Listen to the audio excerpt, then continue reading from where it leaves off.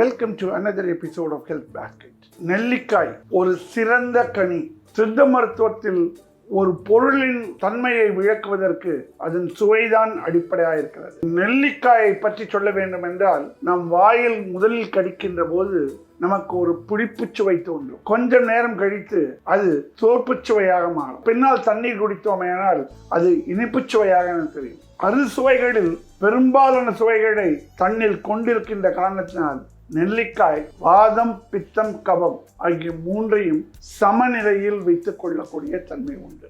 Anti accident property இருக்கின்றது. இதன் காரணமாக முதுமையை வரவிடாமல் தடுக்கும் காயகல்ப மருந்தாக இருக்கும்.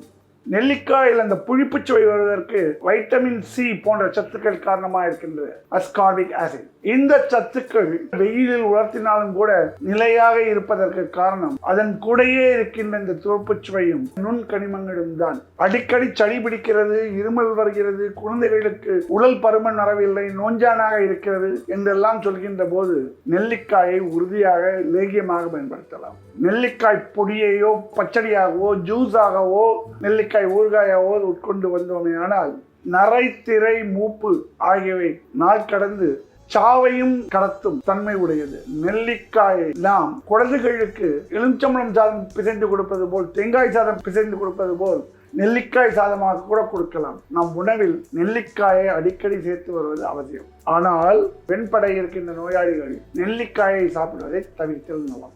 முடி கருப்பாக இருக்க வேண்டும் என்று விரும்புபவர்கள் இளமையிலே நெல்லிக்காயை சாப்பிட வேண்டியது அவசியம். மேலும் பல மருத்துவ குறிப்புகளை சிறந்த மருத்துவர்களிடமிருந்து பெற ஹெல்த் பாஸ்கெட் யூடியூப் சேனலை சப்ஸ்கிரைப் செய்யுங்க. ரெகுலர் நோட்டிபிகேஷனுக்கு பெல் ஐக்கனை கிளிக் பண்ணுங்க. மேலும் பல உடல்நல குறிப்புகளை பெற ஹெல்த் பாஸ்கெட் சமூக வலைத்தளங்களோடு இணைந்திருங்க. Protect yourself from the COVID-19 pandemic by building your immune system. Let us join hands to make the world healthy.